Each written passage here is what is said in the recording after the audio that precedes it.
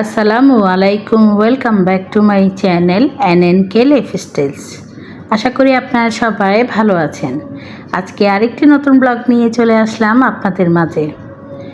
তো মহরম মাস হলো আরবি মাসের বছরের প্রথম মাস। আর মহরমের 10 তারিখ হলো পবিত্র আশুরা। তো আমাদের এখানে মহরম মাস শুরু হয়ে যাওয়ার পরেই এই 10 তারিখের আগ পর্যন্ত প্রতিদিনই দেখা যায় যে এই ঢোল নিয়ে, এগুলো আসলে তেমন বড় মানুষ থাকে না, পিচ্চিরাই ঢোল বাজিয়ে চাঁদা তুলতে থাকে, টাকা চাইতে থাকে। আর এই ঢোলের আওয়াজে কী পরিমাণে যে শব্দ দূষণ তো হয়, সাথে মানুষেরও ভোগান্তির শেষ নেই। তো আমাদের এখানেও দেখা যায়, আমাদের এই মোহাম্মদপুরে এই মহরম মাস শুরু হয়ে যাওয়ার পরেই প্রতিদিনই সকাল থেকে সময় নেই, সকাল দুপুর সন্ধ্যা বিকাল রাত যখনই দেখা যাবে যে ঢোল নিয়ে পিচ্ছি পিচ্ছি ছেলেরা চলে আসবে। তো এটা হলো গতকালের ভিডিও। আজকে তো পবিত্র আশুরা, মহরম মাসের 10 তারিখ। তো গতকাল বিকেলবেলা দাঁড়িয়েছিলাম জানালার পাশে, দেখলাম যে এইভাবে ঢোল নিয়ে ওরা অনেক জোরে জোরে শব্দ করতেছিল। পরে ওদের ঢোলের কোনো একটা প্রবলেম হয়েছে, ওটা ওরা ঠিক করছিল। তো ঢোলের আওয়াজ বন্ধ। তো আমি দাঁড়িয়ে ভিডিও করছিলাম আর দেখছিলাম ওরা কি করছে। তো আসলে কি বলবো, মহরম মাস আসলেই ওরা আশুরার আগ পর্যন্ত আর এগুলো করে, ঢোল বাজিয়ে চাঁদা তোলে। তো এটা হলো আজকের ভিডিও। তো পবিত্র আশুরা উপলক্ষে একটু রান্না বান্না হচ্ছে আমাদের বাসায়। তো এটা হলো গরুর গোস্ত রান্না করা হচ্ছে। তো গরুর গোস্তটা এখানে সুন্দর করে কষিয়ে এখন ঝোলের পানি দেওয়া হবে। আর এখানে কিছু ছোলার ডাল, আস্ত ছোলার ডাল, ওগুলো সুন্দর করে ধুয়ে একটু সেদ্ধ করে নিচ্ছি। ছোলার ডাল দিয়ে খিচুড়ি রান্না করব, সাথে গরুর গোস্ত আলু দিয়ে রান্না করব। তো খিচুড়ি অনেক দিন ধরে, গরমে তো খিচুড়ি খাওয়াটা তেমন একটা হয় না। তো আজকে খেতে ইচ্ছা করলো। তো এখানে আমি আলু কেটে নিলাম গরুর গোস্ততে দেবো সেই জন্য। আর এখানে একটা কচু দেখতে পাচ্ছেন। তো এই কচুটা না মা নিয়ে এসেছেন। এটা কিন্তু কোনো ওই যে বড় যে লম্বা কচু থাকে ওইটা না, যেটাকে অনেকে নারিকেলি কচু বলে, অনেকে পাইন্না কচু বলে, লম্বা টাইপের, যেটা ডগা খাওয়া হয় আর গোড়াটা এরকম থাকে, ওইটা কিন্তু ওই কচু না। এটা বাজারে নাকি এইভাবেই বিক্রি করছিল, এটাকে পাহাড়ি কচু বলতেছিল। তো মা একটা নিয়ে এসেছেন, এটার ওজনই 1 কেজি। তা আমাকে বললেন মা কচুটা এনে, যে এটা কখনো খাইনি, রান্না করার জন্য। তো চিংড়ি মাছও নেই, তারপরে কী দিয়ে রান্না করব।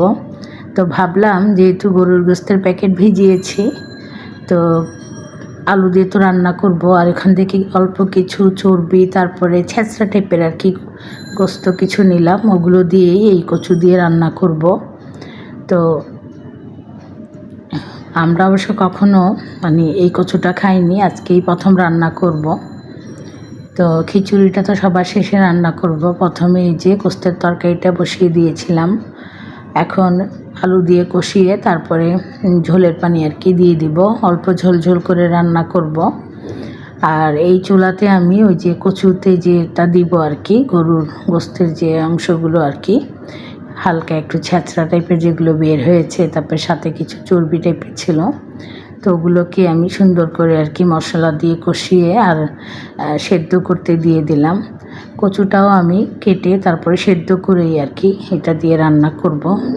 একটু ভুনা ভুনা টাইপের শুকনা শুকনা রান্না করব। তো এমনি কিন্তু ওই যেটা লম্বা কচু থাকে, ওটার যে গোড়ার অংশ, ওটা আমরা মুরগির গোস্ত কিংবা গরুর গোস্ত দিয়ে রান্না করে খেয়েছি।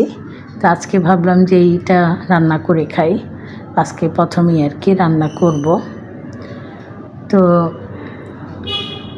আসলে ভালো লাগছিল না দেশের যে অবস্থা এখন, কোটা আন্দোলন নিয়ে যেভাবে ছাত্ররা আন্দোলন করছে।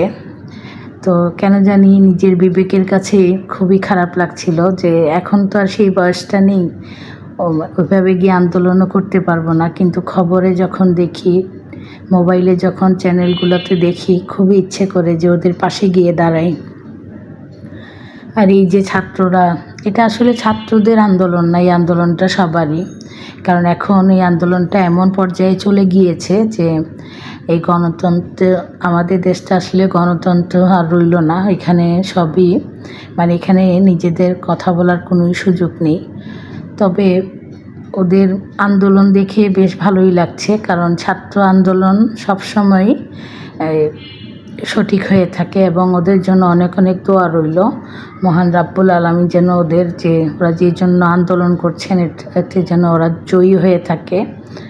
আর এই যে যারা মারা গিয়েছে, মানে খুবই খারাপ লাগছিল যখন দেখছি যে ওদের আত্মীয় স্বজনরা কান্না করছে, তখন বুকের ভেতরটা অটোমেটিকই আর কি মানে কি বলবো, খুবই মোচড় দিয়ে উঠছিল, খুবই খারাপ লাগছিল। তো একমাত্র মহান রাব্বুল আলামিনের কাছে হাত তুলে দোয়া করা ছাড়া আর কোনো উপায় নেই। মন থেকে অনেক অনেক দোয়া করছি এই ছাত্রদের জন্য, আবার ওদের সাথে যারা মানে ওদের পাশে দাঁড়িয়েছেন ওদের জন্য, যারা মারা গিয়েছেন ওদের জন্য। মহান রাব্বুল আলামিন সবাইকে হেফাজতে রাখুন এবং ওদের দাবিগুলো যেন পূরণ হয় সেই দোয়াই করছি। এটা আসলে আমরা যেহেতু বাংলাদেশের নাগরিক, আমাদের সবারই কর্তব্য ওদের পাশে দাঁড়ানো। এই একটা কোঠা আন্দোলন যেটা, এটা আসলে ওইটা ঠিকই আছে, এটার সাথে যেগুলো চলছে আর কি, যে বেবিচার হচ্ছে, এগুলোর বিরুদ্ধে লড়ে দাঁড়াতে হবে। তো যাই হোক, আমি অবশ্য রাজনীতি করিও না। তারপরে এই যে মুক্তিযুদ্ধের কথা বলা হচ্ছে, মুক্তিযুদ্ধের সময় তো আমার জন্মই হয়নি, আমার মায়ের বিয়েও হয়নি। তারপরেও আমরা মুক্তিযুদ্ধের পরে যখন মানে জন্মের পরে যখন শুনলাম মুক্তিযুদ্ধ, অনেক ছবি দেখলাম, তারপরে অনেক নাটক দেখলাম, তো ওগুলো তো আর মিথ্যা হতে পারে না। এখনকার মুক্তিযুদ্ধ যেগুলো বানাচ্ছে আর তখন আমরা ছোট থাকতে যে মুক্তিযুদ্ধের গল্প কাহিনী শুনেছি, এটার সাথে কিন্তু কোনোই মিল পাই না। তারপরেও যে মানে এইটা আমার কাছে মনে হয় যে ওদেরকে ছোট করা হচ্ছে। তো এইভাবে আসলে এই কোঠাতে ওদেরকে না টানাই ভালো, মানে আমার যে বুদ্ধিতে যেটা বলে আর কি। এখানে মেধা যাচাই করাটাই হলো বড় ব্যাপার। তো যাই হোক, এত কিছু আমার বুঝিও না, তেমন বলতেও চাচ্ছি না, শুধু দোয়া করছি ওদের জন্য। আপনারাও সবাই দোয়া করবেন, আর ওদের পাশে থাকতে পারলে তো আরও ভালো হতো। তো যাই হোক, খবর দেখছি, মনটা খারাপ। একটু ভিডিও করলাম কী কী রান্না করেছি। তো এখানে যে খিচুড়িটা বসিয়ে দিলাম, আজকে কিন্তু খিচুড়িতে শুধু বুটের ডালটা দিয়েছি, মসুর ডাল দিইনি। বুটের ডাল দিয়ে ভুনা খিচুড়ি রান্না করব। আর এই যে কচুটা আমি কেটে সেদ্ধ করে নিয়েছিলাম, এটা কিন্তু আলুর মতোই লাগলো আমার কাছে। তো যাই হোক, এইভাবেই একটু গ্রেভি করেই আর কি কচুটা রান্না করে নিলাম। তো এইখানে রান্না বান্না কমপ্লিট আমার। তো এতটুকুই আমার ভিডিওটা ছিল। তো আমার আজকের ভিডিওটি দেখে যদি আপনাদের ভালো লেগে থাকে তাহলে অবশ্যই লাইক দিবেন, কমেন্টস করবেন। আজ তাহলে এই পর্যন্তই, দেখা হবে ইনশাল্লাহ পরের কোনো ভিডিওতে। আপনারা সবাই ভালো থাকবেন, সুস্থ থাকবেন। আল্লাহ হাফেজ।